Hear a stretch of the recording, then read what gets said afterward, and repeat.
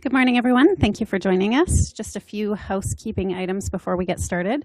Minister Robinson will be presenting the fiscal update in a second, which is for attribution. We will then take questions with Treasury Board staff on background, not for attribution.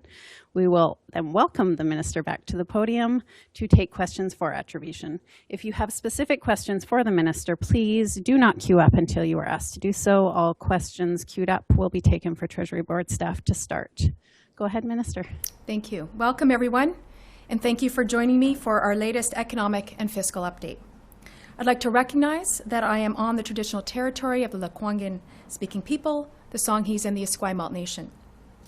Thank you for joining us today for the release of our fall economic and fiscal update, the third since March.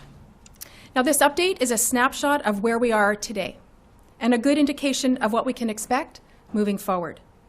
It's coming from a renewed government with a new mandate, a mandate that now, more than ever, puts people at the center of everything we do. 2020 has been tough. We've experienced one of the most difficult years in the province's history. And I look back on the last year with gratitude for the people of British Columbia.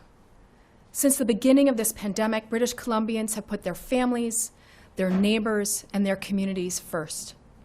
We have faced the economic, emotional, and social challenges of COVID-19 together and with resilience again and again. And I look to next year with hope. 2021 brings with it the promise of a vaccine and the opportunity for all of us to build our lives and our province back. And for me, this extends to how we help people build the support and how we build an economy that keeps people at the center. Like the situation we are all in, some of the numbers are tough. But today, I will also highlight some of the more positive signs that our economy is en route to recovery as well. I remember when Budget 2020 was tabled back in February. We were proud of yet another balanced budget. We presented new ways and means to help make life more affordable for British Columbians. And within a month, our world as we knew it changed. This is our third fiscal update presented to the people of BC since the start of the pandemic. And these updates are by no means typical for BC. While there's still a long road ahead, this update offers hopeful signs for all of us. We've seen improvements since the first quarterly report in September and from our fiscal update in July. The improvements are especially clear in areas like employment, retail sales, and housing activity. Our debt is still affordable, even after the fiscal deficit and increased borrowing. And our projected decline in GDP is less than at Q1, with a partial economic recovery on the horizon next year. It is, however, going to be a while before I stand here with an update that looks anything like the pre-pandemic province that we knew. And we're heading there. We're heading there together, and we'll get through this together. And with that, I'll go into more detail. I'll start with the numbers everyone I know is looking for. The deficit projection for BC is now $13.6 billion. This is about $850 million more than was projected in the first quarterly report in September. The majority of new spending since the last update is related to the $2 billion in supplementary estimates that were tabled last week. This is important spending for people and for businesses. This is new funding for priority COVID-19 relief and recovery measures, like the new BC Recovery Benefit that will help about 90% of British Columbians, and the additional recovery supplement for income and disability assistance clients and low-income seniors receiving the senior supplement, as well as the increased employment incentive tax credit to encourage employers and reward their efforts to rehire and retain staff. And I'll continue with some more good news. Overall, the economic outlook has improved with gains in employment, retail sales, and housing activity. The real GDP forecast for 2020 has improved since the first quarterly report. BC's record high capital investments continue to fund new projects across the province. And while the province has significantly increased its borrowing forecast, our debt remains affordable because of low interest rates. Before turning to the outlook for BC, it's really important that we take a moment to look at the global context. We know the impact of COVID-19 is being felt right around the world. And private sector 2020 projections for major global economies, they show significant declines for this year, with partial recovery expected next year.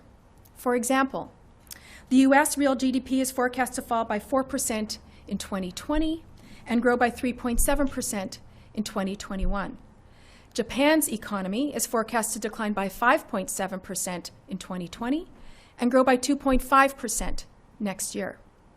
And the Eurozone economy is projected to fall by 7.5% in 2020 and grow by 5.3% in 2021. Related to this reduced global economic activity, BC's international merchandise exports have declined this year due to weaker global demand and declines in commodity prices.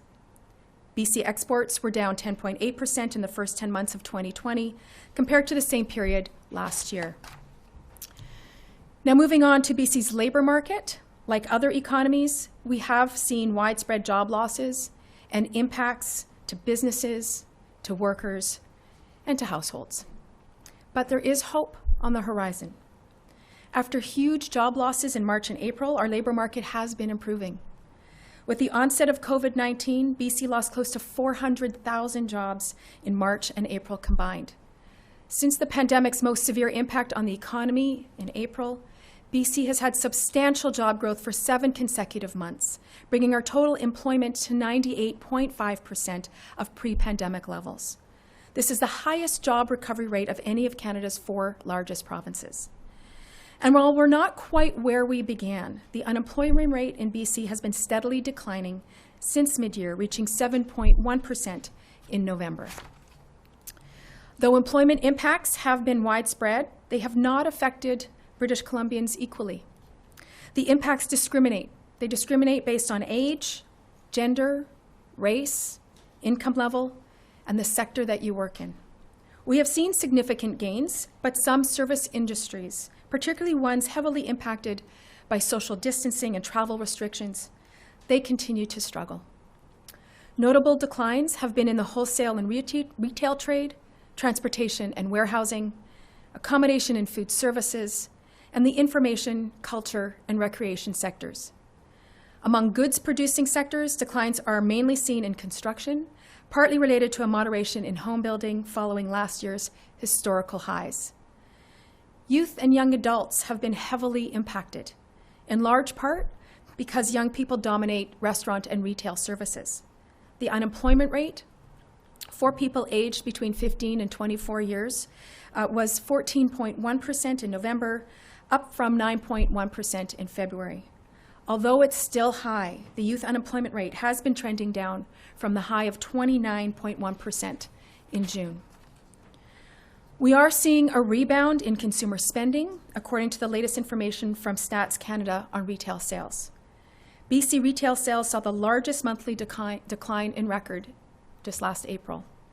But as restrictions began to ease in May, retail sales rebounded and have now surpassed pre-pandemic levels.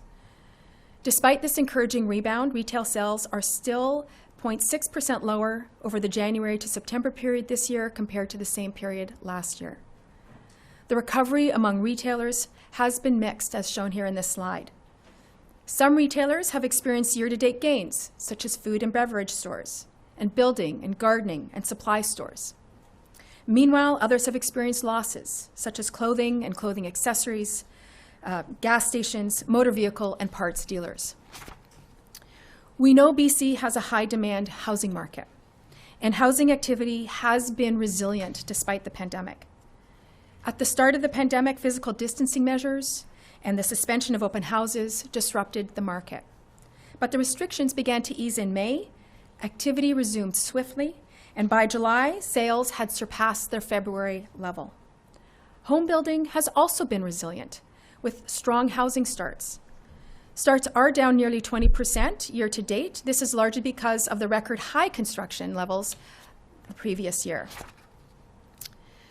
Private sector forecasts are also showing significant impacts that are expected across the provinces this year, with recovery gains expected next year. Private sector forecasters expect BC real GDP to decline by an average of 5.2% in 2020, as shown on the chart on the left, and grow by 4.5% in 2021, as shown by the chart on the right. This is better than the expected average decline across Canada of 5.7% and similar to the 4.5% growth expected nationally for 2021. Now, this slide compares the Ministry of Finance's forecast to that of the private sector. The ministry forecasts the economy to contract by 6.2% in 2020 before expanding by 3% in 2021. This is prudent compared to the private sector forecaster's average, which projects a 5.2% decline this year and a 4.5% gain next year. And like my predecessor, I believe prudence is warranted under these unprecedented circumstances and with the high degree of uncertainty that continues. Now, this table shows what we were projecting in Budget 2020, the first quarterly report forecast, and what we are now projecting. And I want to take a moment to explain our assumptions. The economic outlook assumes that provincial, national, and global economic activity does not return to pre-pandemic levels until late 2022 or early 2023. Because this is contingent on a large-scale global immunization campaign and an easing of global travel restrictions, and because BC is a small, open economy impacted by the global context. As such, some sectors such as tourism, hospitality, recreation, and retail are not anticipated to be operating at full capacity for some time. The ministry forecasts BC real GDP to decline by 6.2% in 2020 and grow by 3% in 2021. And this is an improvement from the first quarterly report projection. The ministry forecasts BC nominal GDP to decline by 6% in 2020, also an improvement from the first quarter projection of a 6.5% decline. As I've mentioned, BC's labour market has so far performed better than expected. However, the path forward remains uncertain, as those sectors most heavily impacted by the virus are not anticipated to be operating at full capacity for some time. This is why we have built prudence into our labour market forecasts. The ministry forecasts employment in BC to decrease by 6.6% in 2020, followed by annual growth of 4.1% in 2021. The province's unemployment rate is expected to average 9.3% in 2020 and 8.1% in 2021. These two are improvements from the first quarterly report. Again, BC retail sales have also performed better than expected. Nominal consumer spending on goods is expected to be relatively flat this year, as government income supports have helped offset job losses and weaker consumer confidence. We expect consumer spending to pick up next year as employment prospects continue to improve. The ministry expects nominal retail sales to increase by 0.1% in 2020 and then increase by 2.4% in 2021. This is also an improvement from the first quarterly report. As I've mentioned, housing market activity in BC has been resilient despite the pandemic, and we have an improved outlook for the value of residential sales and housing starts. Now, this economic and fiscal update continues to reflect the unprecedented impacts of the COVID-19 pandemic on the province's fiscal plan. However, compared to the first quarterly report, revenues are projected to improve by $1.4 billion, while expenses are expected to increase by $2.3 billion. The result is a deficit projection of $13.6 billion. To maintain prudence, this incorporates a forecast allowance of $1 billion to reflect the heightened level of uncertainty over the remainder of the year. Capital spending remains almost unchanged, with a small forecast decrease of $241 million. Taxpayer-supported debt is forecast to reach $60.5 billion by the end of this fiscal, an increase of $744 million compared to the first quarterly report. This is mainly due to the higher operating deficit projection, and I will speak in more detail to each of these categories in the following slides. Revenue is now expected to be $1.4 billion higher than the first quarterly report forecast. You will see that income tax revenues are up $249 million. Higher personal income tax revenue reflects an improvement in household income, and higher corporate income tax revenue is also seen here, mostly because of federal payments. Sales taxes are down $135 million. This reflects stronger year-to-date results offset by one of our Stronger BC Economic Recovery Plan measures, the new temporary rebate on selected machinery and equipment purchases by businesses totaling $235 million. Property transfer tax changes show an increase of $479 million, a result of the impacts of increased sales activity and housing prices. Other taxes are up $49 million, mainly increased employer health tax revenue, as payrolls are now assumed to be higher due to an increased employee compensation outlook. Natural resource revenues are up $156 million, mainly due to the impact of higher lumber and natural gas prices. Fee, investment, earnings, and miscellaneous revenues are down $48 million due to lower projections by taxpayer-supported crowns and school districts, partly offset by the improved outlook for post-secondary fees. Federal government contributions are forecast up $363 million. This includes $242 million of BC's share of the Safe Return to Class funding, $52 million higher Canada Health Transfer and Canada Social Transfer entitlement due to an improved outlook of BC's population share of the national total, and $69 million higher, mainly related to prior year floods and wildfires under the Disaster Financial Assistance Arrangement. Commercial Crown net income is forecast to be up $298 million. ICBC net income is up $324 million, mainly due to savings from lower claims costs. Liquor Distribution Branch net income is up $35 million, reflecting a shift in consumption to home purchases. And this is partly offset by weaker BC Lottery Corporation net income due to temporary casino closures. For fiscal 2021, expenses are higher by $2.3 billion compared to the first quarterly report. This is mainly due to the $2 billion in supplementary estimates tabled this month to provide funding to support additional COVID-19 support measures. Other key spending changes include flow-through of additional $242 million to support Safe Return to Class for K-12 funded by the federal government, $126 million increase in statutory spending, including $68 million for the administration of the provincial general election, $37 million for additional collective agreements signed, and $31 million for refundable tax credits. Next, I'll provide an update of BC's COVID-19 action plan. To date, the province has invested just over $10 billion in relief and recovery measures to support British Columbians, businesses, and communities through this pandemic.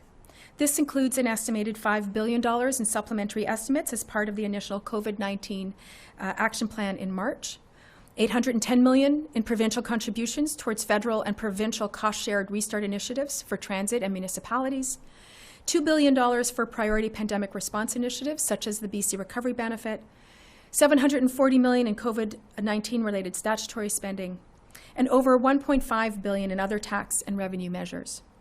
And I'll provide more detail on COVID-19 measures in the next few slides. In terms of the $5 billion initially allocated in March, $3.5 billion has been notionally allocated for critical services and financial support measures. The remaining $1.5 billion is allocated for economic recovery through Stronger BC Plan. Critical services include health and mental health services, temporary child care supports, temporary housing and meal supports for vulnerable populations, including those experiencing homelessness. And other essential services include those for adults with developmental disabilities, vulnerable children and youth, family justice and victim services, and public health communications. Financial supports include measures such as the BC Emergency Benefit for Workers, a one-time tax-free payment of $1,000 that will provide relief for people whose ability to work has been affected by the pandemic. The $300 a month crisis supplement for income and disability assistance clients, which is currently in place until the end of December. Emergency financial relief for individual and business renters through the temporary rent supplement and the Canada Emergency Commercial Rent Assistance Program. Temporary pandemic pay program, which provides a lump sum payment for frontline social service and health workers from March to June. And a number of different emergency funding programs for various organizations and sectors, including funding for organizations providing animal care, the agriculture sector, park operators, and community tourism organizations, and domestic motion picture providers. The pandemic contingencies also includes $1.5 billion in economic recovery measures through the Stronger BC Economic Recovery Plan. These include measures that support training and job creation, community stimulus and business supports, investments in clean technology, and funding to improve food security and economic resilience in BC. To continue to provide relief and supports for British Columbians through the pandemic, we tabled additional supplementary estimates this month, providing an additional $2 billion to fund 3 priority initiatives. The BC Recovery Benefit will provide British Columbians with a one-time $1,000 benefit for families whose household income is under $125,000 annually, with a sliding scale up to $175,000, and $500 to single people earning less than $62,500 annually, with a sliding scale up to $87,500. Income and disability assistance recipients will also be eligible for the benefit. Next, the recovery supplement provides additional support for income and disability assistance clients, including low-income seniors receiving the senior supplement. This will provide an additional $150 a month to income and disability assistance clients from January to March 2021. Combined with the BC Recovery Benefit, this will mean that a single person receiving income and disability assistance will receive total benefits of $950 over the next 3 months. Finally, as part of the Stronger BC Economic Recovery Plan announced in September 2020, a new refundable tax credit called the Increased Employment Incentive was introduced.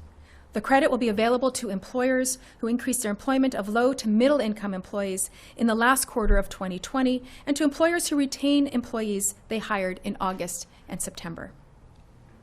The provincial and federal governments have also provided over $1.6 billion in funding to support BC's safe restart through the summer.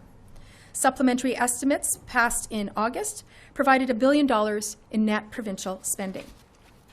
$810 million in provincial funding has provided financial relief to municipalities and transit organizations such as BC Ferries, BC Transit, and TransLink, who have experienced pandemic-related revenue loss as well as increased operating costs to meet health and safety orders.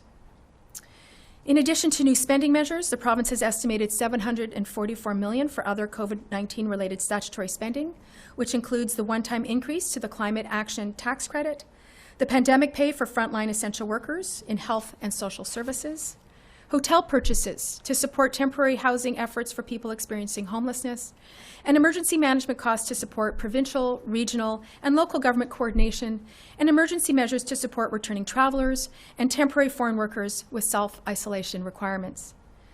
Government has also provided over $1.5 billion in other tax relief and foregone revenue measures, and this includes reducing the school tax rate for commercial properties by an average of 25% in the 2020 calendar year, implementing a new PST rebate for select machinery and equipment as part of the Stronger BC Economic Recovery Plan, postponing the carbon tax rate increase and other Budget 2020 tax measures to April 1st, 2021, implementing a temporary wholesale pricing model that will allow liquor licensees such as restaurants, bars, and tourism operators to purchase beer, wine, and spirits at reduced cost, providing ICBC-related fee relief measures, and adjusted fiscal targets to the Forest Enhancement Society of BC to ensure they could maintain planned tree planting activities while meeting new COVID-19 health guidelines. Now, capital spending will be an important part of our economic recovery.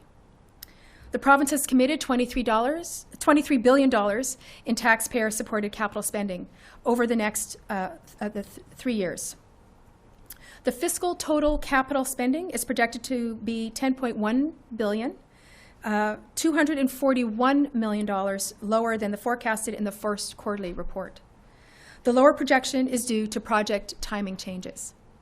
As mentioned earlier, the forecast for debt has increased since the first quarterly report as a result of higher operating deficit. However, debt servicing costs remain at a historically low level due to prevailing low interest rates. The increased cost as a percentage of revenue is forecast at 3.3% by 2020-21, still low in comparison to historical costs. Now, we all know that it is a volatile time, and we have to be flexible, and we have to be safe in our response to the pandemic. There is a high degree of uncertainty around COVID's economic impacts, and that's why BC's outlook is conditional on various assumptions which could change over the coming months. This slide speaks to the many risks to the outlook. Slower recovery than assumed in the economic forecast may be a result of various factors, including weaker global recovery, in particular BC's major trading partners, stronger negative impact than assumed in the forecast to BC's businesses and households, and severity of future outbreaks of the virus. Government finances may be further impacted if more supports for people, businesses, and communities are necessary.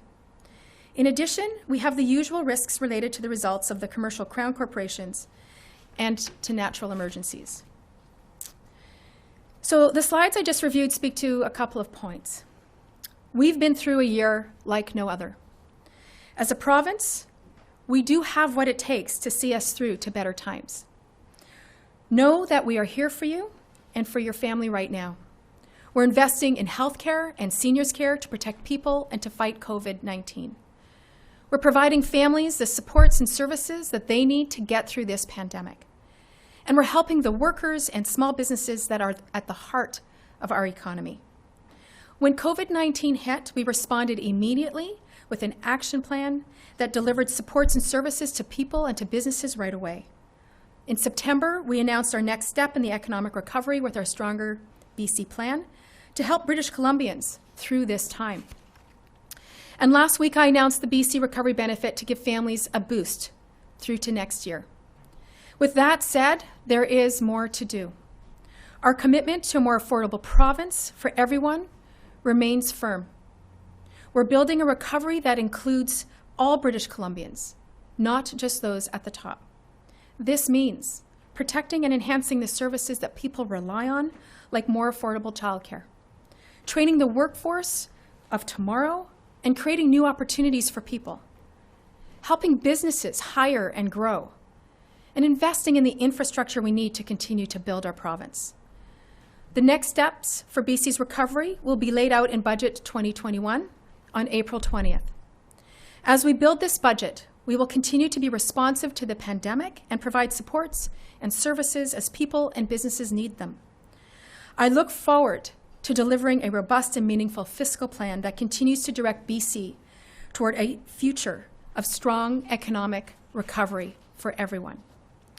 As this year finally comes to an end, I want to thank all of you. I am continually inspired by the stories I hear of British Columbians and their communities helping each other through this pandemic. And I express my gratitude to all members of the media for your invaluable service to the people of this province. You have been tireless in your commitment through COVID-19. Your coverage has continually kept people informed and connected to the supports and services available to them, and to the advice of Dr. Henry and to her team. You have been outstanding. And finally, I want to extend a thank you to all of the public service. COVID-19 brought new and incredible challenges to your work, like never before. Your dedication, innovation, and hard work is the reason we were able to quickly get supports and services to people, to businesses, and to communities. Thank you. Thank you, Minister. We will now move into the technical question portion with the Treasury Board staff.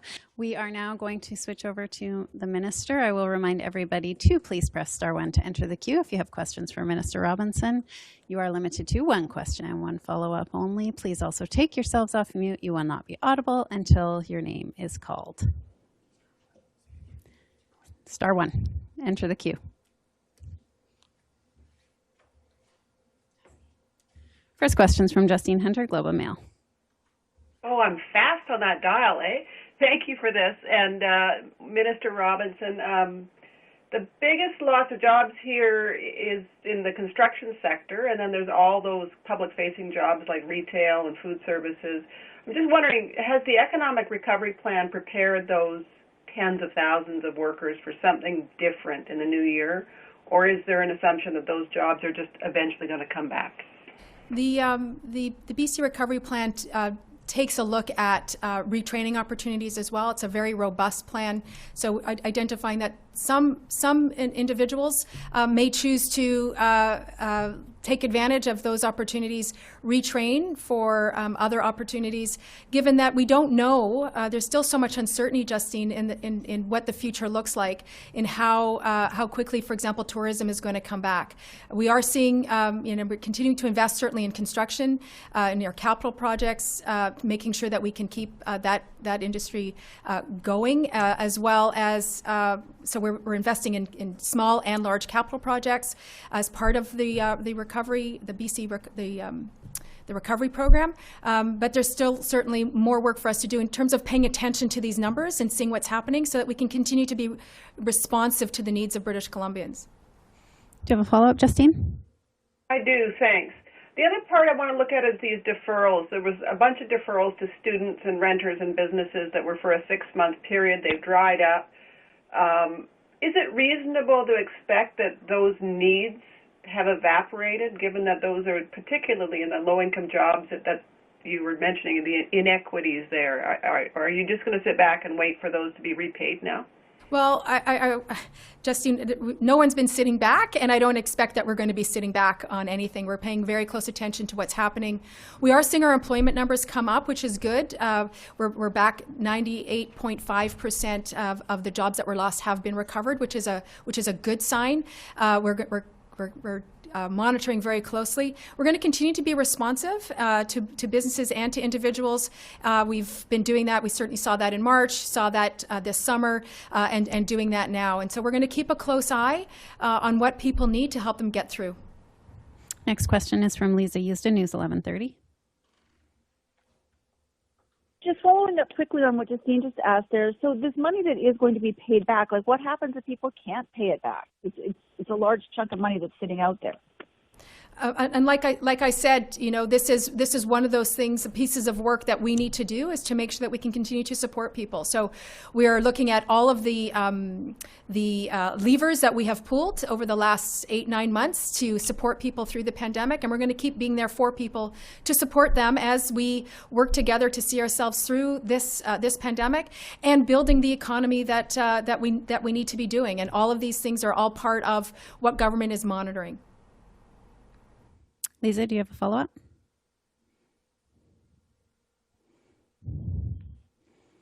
Lisa? Okay, moving on. By accident, I clicked on my cheek. I'm sorry. I clicked with my cheek. Just, Minister, for people who are looking at this who aren't necessarily numbers people and who are worried about their future, what should they take from this? I mean, we see a lot of people still without jobs, but some areas are doing better. We see an increase in the deficit, but we're being told that we're doing better than others. So I guess what does someone at home take from this for what the next few years of their life is going to look like in their financial picture of their province?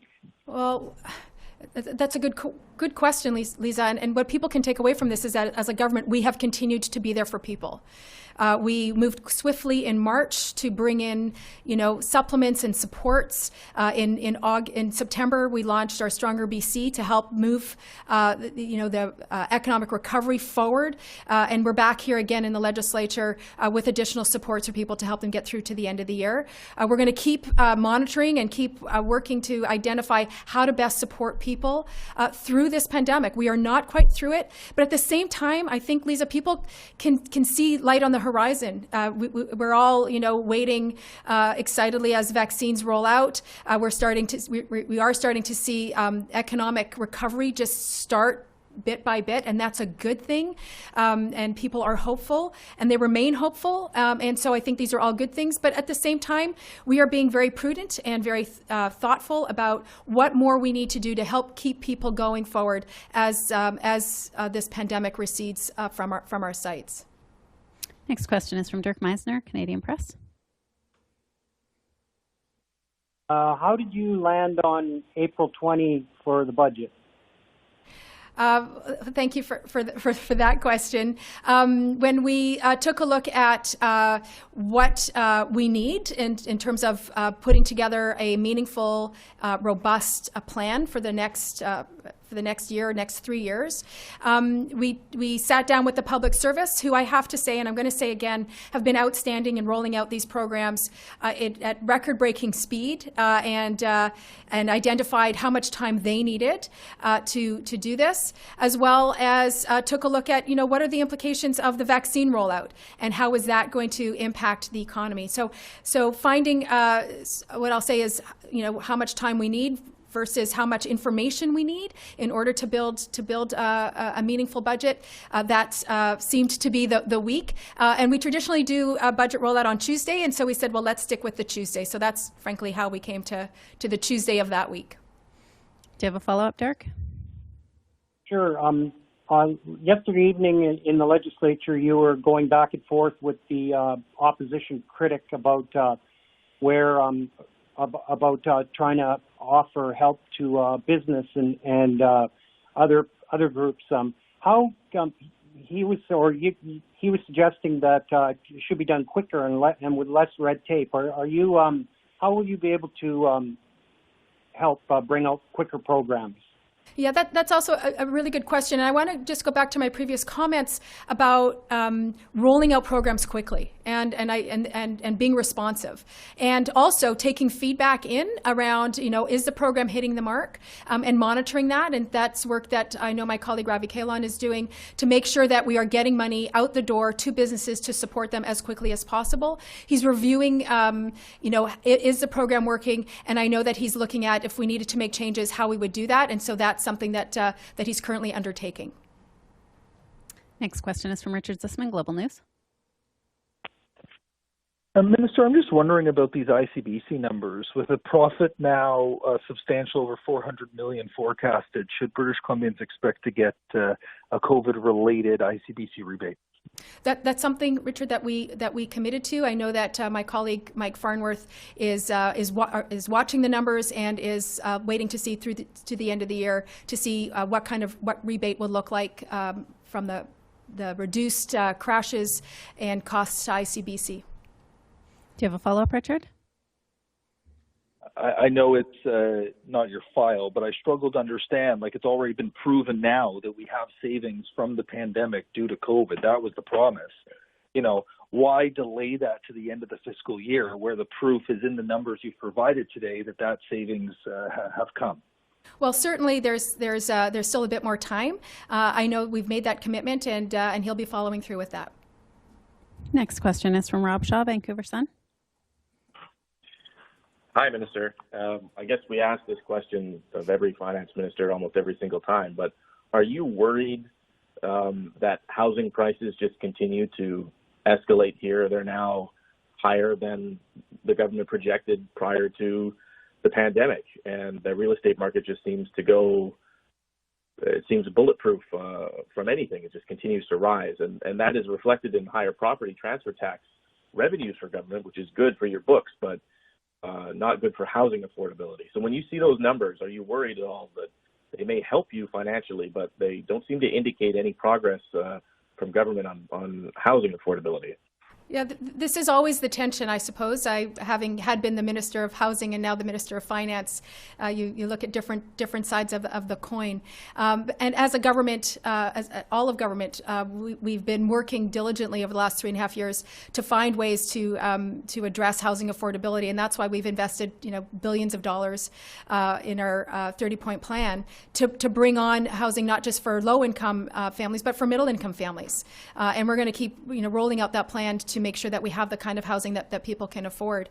But speaking directly to your note about increasing housing costs, this is a big piece of the work that I know that we started to undertake, and I know that my colleague David Eby and Josie Osborne are going to be looking at, is how to roll out housing faster to make sure that we can get the right kind of supply out there. There's still lots of work to be done, and housing starts and housing sales continue to be robust. People want to be here, and I can't blame them. It's a beautiful place to be here in British Columbia, and compared to the other provinces, we're in good financial stead given the context of the pandemic. So I can appreciate that people want to come here, and there's certainly still more work to do to address a significant challenge, which is housing affordability. Do you have a follow-up, Rob? Sure, thanks. On a different topic, based on how the recovery looks here, what are your thoughts on raising income assistance and disability rates? We asked the Premier this question because he mused about it in the House, and he said he wants to see the rates raised, and he's going to make a case to you. And he tried to claim to us he's just one vote at the cabinet table, and ultimately this is your decision. So based on this, where are you on believing that those rates should increase, and are you planning on building that into the budget? Well, this is something that is very important to our government. In 2017, I think one of the very first things we did was raise the rates, and then we did it again in 2019. We're continuing to look at, and also the poverty reduction plan. We were the last province to do one, and we got that done last year, as well as our investments in housing, our investments in childcare. So all of these component parts are part of the poverty reduction plan. We're continuing to build on that. And we'll continue to have certainly discussions around the cabinet table and around Treasury Board table to make sure that we can drive poverty rates down and continue to support people because it's been a long time coming and people have waited a long time, and we're continuing to evolve our measures to help reduce poverty in this province. We have one more question today from Shannon Waters, BC Today. Hello, Minister. I know this was asked before about whether or not there's been an accounting for how much of the $1.5 billion in pandemic aid spending has actually gone out the door at this point. There's a bunch of other measures that have been announced or appropriated for, and I'm wondering if it's not going to be until the budget that British Columbians learn sort of how much money has gone out to support economic recovery and people making their way through this pandemic, or if it will come out before that. So we've done a number of reporting out to British Columbians since the budget. My colleague Carol James, I believe it was in July, and then again in September with the first quarterly, and here I am in December with another fiscal update. And we'll continue to report out to British Columbians as we go forward. We think it's really important that people understand the actions that we're taking and how we're continuing to deliver for British Columbians. Do you have a follow-up, Shannon? Yes, so a lot of the supports that were announced or that money was allocated for back in March and then were specifically announced in September, I'm thinking here along the lines of support for tourism, a lot of that money isn't supposed to start rolling out until February, given, that is what the government has reported. Is that really a swift action to support a sector that is struggling so hard? And if not, what is planned in the meantime? Well, money has been rolling out the door in numerous programs since the beginning. Between the COVID action plan, the Stronger BC plan, things are moving forward and quite swiftly. So we're going to keep doing that, and we're going to keep adjusting programs as we get feedback. Again, I want to sort of important to recognize that and I think about our rent supplement program, for example, back in March, and as a Minister of Housing, I tasked BC Housing with developing a program to help renters, and millions of dollars went out the door to help pay people's rents. And BC Housing put together that program in less than 2 weeks. It was pretty significant, and we have been doing that kind of a program delivery since March, and we're going to keep doing that. And if there's feedback around whether or not these programs are hitting the mark, we're going to take in that feedback and adjust accordingly. Okay, we are going to take one more question from Keith Baldry, Global News.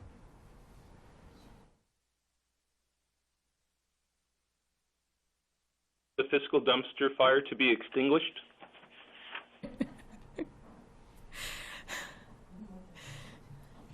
Can you say that again, Keith? Given ICBC's healthy bottom line, can you declare ICBC's fiscal dumpster fire as officially extinguished? Oh, well, that's a good question. Why do you have to stump me at the end? Thanks for the question, the question, Keith. I want to give give acknowledgement to David Eby and the work that he has done, the heavy lifting that he has done to address and bring in enhanced care that will not just give people the care that they need, but reduce rates for drivers, and acknowledge that Mike Farnworth gets to actually be the one to deliver it after all of David's hard work. This is a good thing for all drivers in British Columbia. Keith, do you have a follow-up? No, I'm good. That's good. Thank you, everybody. Thank you for joining us. Thank you.